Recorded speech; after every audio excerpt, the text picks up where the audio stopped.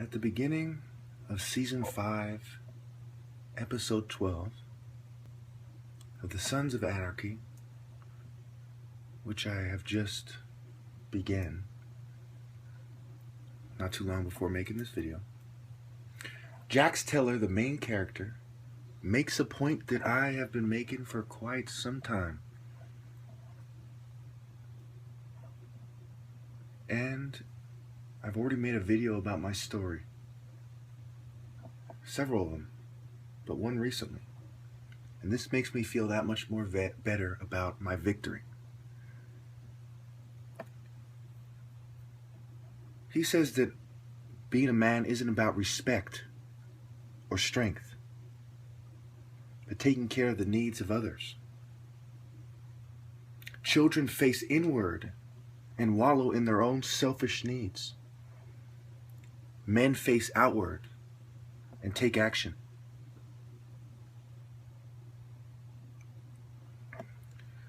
The New World Order's game is sort of like a bunch of gays and feminists playing dolls. And they're giggling at how they get people to play dolls with them to feel accepted by the group. And drug those of us who are men who face outward and take action. It is also true with the spiritual bottom feeders. They are selfish. They are little children. And as I draw nearer to my birthday, being in my mid-30s, I couldn't be more proud of my manhood and my manliness that puts all others to shame. Many times in the past, I have brought up the fact that Jesus of Nazareth did not have his own place, nor did the 12 disciples. And how petty it is for women to date conformists and effeminate cowards. In countless videos, I've talked about the battle between selflessness and selfishness. Let's face it, if you wallow in your own selfish needs, if you only consider the needs of your family and not of society and not the will of God, you are a selfish little child that is concerned about Christmas time and little bitch shit like that. Being able to exchange nice gifts with your family while completely ignoring the world at large, destitute and devastated peoples across the globe. I refuse to sell out to a bunch of cowards playing dolls especially. I refuse to be like those martial artists who are playing stupid about my struggle.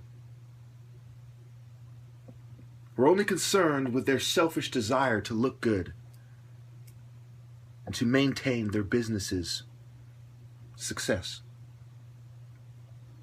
I refuse to be like those Satanists who have openly declared their allegiance to selfishness and petty worldly desires. I refuse to be like the worst criminals who, out of selfishness, have conformed to the criminal New World Order in a way that allows them to operate with impunity. I refuse to be like the LGBT community that puts their complexes above the masses of people who don't agree with them. Their sick desire to sleep with the same sex has led them to disproportionately participate in pedophilia, to push homosexuality on children. I refuse to be like those selfish feminists that kill children so they can feel powerful, that talk about equality, but they're only concerned with putting feminists in power Just like those petty females in the ghetto, for example, that give their friends advice in a way that is designed to make their man their bitch. I refuse to be like those godless atheists whose selfish desire to live life any way they want has blinded them to the irrefutable fact that there must be a creator, and that even the blind should have done the calculations that would have led them to the unavoidable fact that the most logical explanation for life in the first place is a creator. How can there even be the blackness of space without a creator? Without something powerful enough to have made itself and defied time itself? I refuse to be like the eugenicists, who in their lack of common sense have placed themselves and the cowards who play dolls the best with them above all the most righteous, most wise, and most deserving. When I look at the world,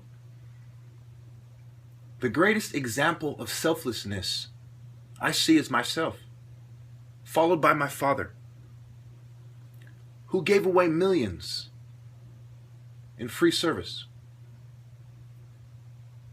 who put all rich men, brain surgeons, and potentially rich men to shame at the same time. A man who dedicated his life to principles that were great, but inferior to mine. He believed that if he could bring out his medicine, his organic medicine, that society would benefit from it. I knew that this was foolish and optimistic, but yet far more wise than everyone else, because they lack the wisdom to live a selfless life. I am Chukwu Emeka, a great man, the son of another great man, while the gang stalkers and the spiritual bottom feeders are bitches that are sons of bitches. And now for the clip. Choices that will change you forever. You reach an age where you realize that being a man isn't about respect or strength. It's about being aware of all the things you touch. Children face inward, wallow in their own selfish needs. Men face out, take action on the needs of others. I'm at that place, boys. I'm staring one of those decisions in the face, and it looks back at me with historical eyes, and it calls me a coward. That which does not kill me can only make me stronger. And that which brings the greatest glory to God is endured longer. Let this be a lesson for all of you who serve the New World Order. Even when you do what they want, like my parents, you can still be made to suffer because of the circumstances surrounding their agenda. Only a fool sells their soul with no promise of fortune. But then again, only a fool sells their soul in the first place. To make a deal with the minions of the devil is the same as making a deal with the devil himself. Think of the devil as a corporation, and they send out their lawyers and their staff to make a deal with you. What kind of stupid gang-stalking coward would make the argument that because they made a deal with the lawyers and the staff of the corporation, they have not made a deal with the corporation itself? You sniveling fools. Try being wise for once in your pitiful, mediocre lives. Every group that I've labeled a spiritual bottom-feeding group has betrayed society in a very damning and decisive way in favor of Satan. And they have also betrayed me.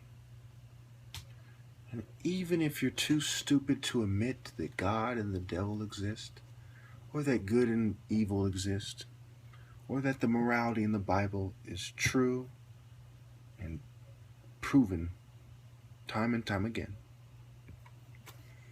it doesn't take a genius to figure out that gays are disproportionately pedophiles.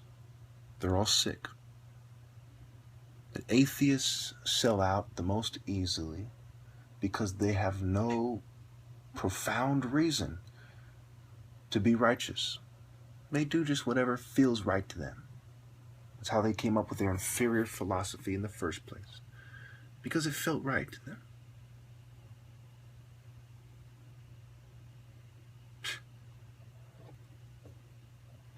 Thank God not everyone in society sees it that way, or the world would be even more of a fucked up place than it already is. Feminists and gays teamed up, and I'll tell you what happened, minus a few disturbing details.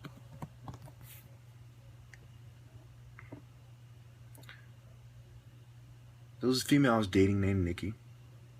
She was very materialistic, very evil. She was a fake Christian. And like many people, the New World Order plants in my life, or for those of you who are out of touch, we'll call it the American intelligence community plants in my life for the purpose of propaganda and maintaining their mainstream narratives. She was trying to make me take on a philosophy or a perspective that would play me out in the minds of society a lot more easily because of people's adherence to mainstream misconceptions and social norms. She was trying to make me claim that the Great Flood took place and, that it was literal, which some people believe. I personally don't. And it doesn't pay to make that claim. Especially in this society that disproportionately believes in science's explanation over what some people perceive as the Bible's explanation.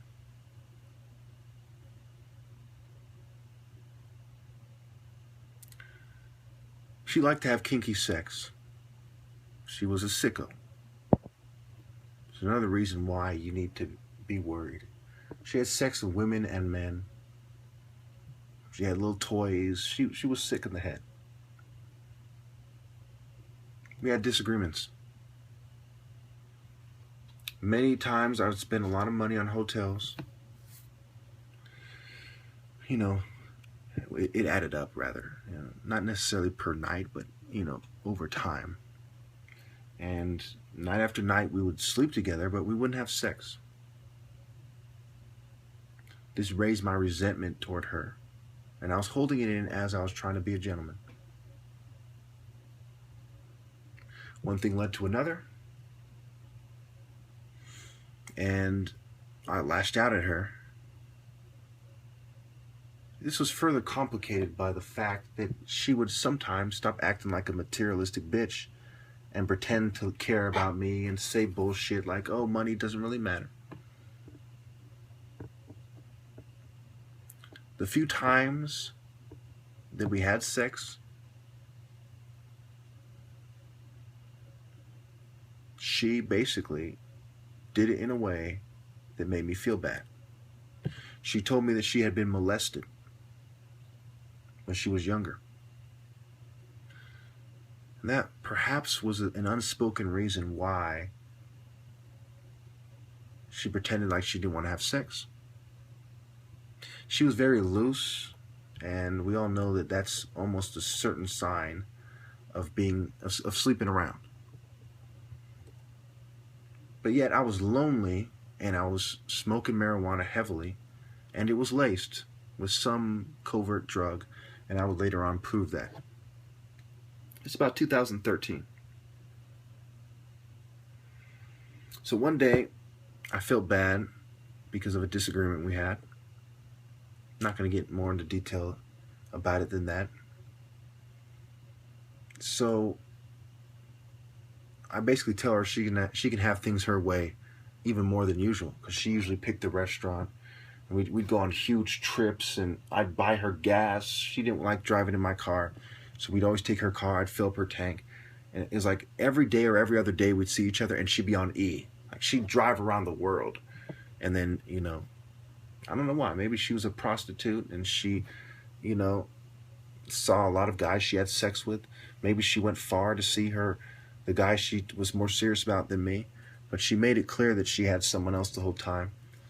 But also made it seem like, oh, she just wants to go there because she didn't want to drive up some hell. And that's how she put it, to her parents' house. I knew it was bullshit the whole time. But I was lonely. She was attractive. And Big Brother had tried to get me to settle for a lot of dumb bitches. So, I appreciated her a lot more than I should have. So one day, we smoke an excessive amount of marijuana. More than usual. And we're smoking a lot. Like, she just smokes them. Like, she smokes cigarettes and weed. And she just smoking and smoking. And I'm smoking with her. Partly because I like to smoke marijuana. Partly because I didn't want her. She was getting over on me a lot. So if she's going to be smoking up all my weed, I may as well smoke with her. So I'm in a very drugged up state of mind. That's the main thing I remember. The number one most unavoidable fact of it all. And that day, there was a lot of suspicious things going on. We go to some place that's, on the side of the road by some beach or something. Some by the ocean.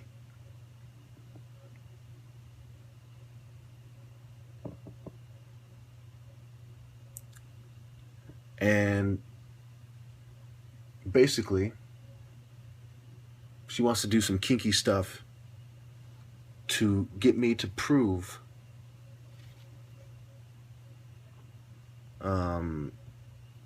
that I'm sorry or whatever. I don't, something like, I don't remember the details, but, she was basically having her way. She was trying to guilt trip me, and I was very suggestible. After arguing with her about it, I decided, you know what? Let's just do it and get it over with. It was a very foolish decision to make. Make a long story short, I don't remember how it played out. Psychiatrists or psychologists might say, well, it was trauma and you don't remember. I do know that I did not do any gay things willingly. There was no other person there with us that was supposed to be there. But I do remember at some point, I get up and I look around, I look back, and there's this guy there with this kind of advanced camera, and there's another guy with him. And he has a car there, I was so fucking out of it, I did not hear the car roll up, even though the windows were down. And I'm thinking, how the fuck did, what happened that this person brought this camera? And then afterwards, there's some details I want to spare the audience. But I'll say, brace it. This is going to be one. I'm going to touch on this. Afterwards, I felt sick. Very sick. In a way that, I don't really want to get into detail about it. But I had reason to believe that some foul shit went on between how I was feeling, what I do remember, and the person there with the camera. The whole thing seemed like, and for some reason I have this weird memory of these guys across the way on a hill, and it's like someone called out, I know how you feel about everything, but don't do it, or something like that. Something like some phase, there's a lot of fuzzy memories to it. So make a long story short, between the Satanists behind the government and Satanists in general being completely adverse and all the horrible things they've done, and how these are things that satanic people come up with. You know, they're evil people. Let's face it, good people, you know, when you think about it, it's a group that came up with this idea. Certainly they had a satanic philosophy, an evil philosophy. So by default, Satanists have done me wrong and society. Criminals, they had a criminal philosophy. By default, the worst criminals have murdered countless people. They've done me wrong and society. She was, you know, there was the LGBT community. There was gay guys there. What kind of person would volunteer to come with a camera when a guy and a woman is messing around? He must have been certainly gay or bisexual. Not to mention all the drugging and all the hacking and all the stuff that gays have been caught doing. She was a feminist. So by default, all these groups, and you go on the atheists who made the videos about me, and certainly a lot of these people were godless scum. You know, that's why they went along with it in the first place. And by default, eugenicists and racists have no problem with it. They'll sink to any low level to try to get their way. You know, by default, all these groups have done me wrong personally, not just generally, not just doing all, you know, but me individually, singling me out, and have done society wrong. So I promise to God that these groups are the enemies. Period. I went out that day willing to experiment with her and have kinky sex with her in a way that I was not okay with, that I would have never agreed had I been in my right state of mind. What they did to me was like getting somebody really drunk and then, you know, drugging them too. Because remember, I was on high dose of marijuana and a high dose of whatever they were drugging me with, you know, and then taking advantage of them. Why do you think they charge people with rape for getting women drunk? And again, that's a double standard, because when's the last time you heard a woman being charged with getting a guy drunk and taking advantage of him? So they knew, because of, you know, a lot of these people were law enforcement. They knew because of that, you know, inequity when it comes to intoxicated rape, we'll say, that they could get away with it. They also timed it out very carefully, because I have no memory. I honestly don't even know what went down, if they even did it or they just wanted me to think that, but I suspect that they did it, because I have no memory of it going down. I do have memories of things that I regret doing with her, and some people would argue I should keep this to myself, but no. This is what it is. I refuse to let these people, you know, misrepresent what happened after I'm dead. I refuse to let them even think that they can hold it over my head. And I refuse to be some kind of a victim. Everything that they do will blow up in their face. And when you think about it, this might make me look like somebody who let his guard down and was taken advantage of by a bitch. Oh, boo-hoo. I let a bitch get me too high and fucking take advantage of me, like E40 in that song, you know, Rules and Regulations, where he talks about a bitch slipped him a Mickey and he woke up naked, you know, slowly gaining his memory. And why was he naked? Why did they take his drawers too? It implies they did something foul to him. You know, if E40 can come out like that and imply that something fucking sexual and foul was done to him in the greater San Francisco area, the greater San Francisco Bay Area, well, why the fuck shouldn't I be able to? On so many levels, I'm right to call them out for it. And no matter how you slice it, I'm one guy. This completely destroys every one of their groups. This is the San Francisco Bay Area, the headquarters of this stuff. What has happened completely indicates and proves that these groups are satanic garbage. They are not only spiritual bottom feeders, but satanic filth that as a group do despicable, evil, unworthy, immoral activities, and their groups couldn't possibly be good for society. So when all is said and done, they have extremely disgraced themselves for one small moment of fucking depravity. Who do you think came out on top?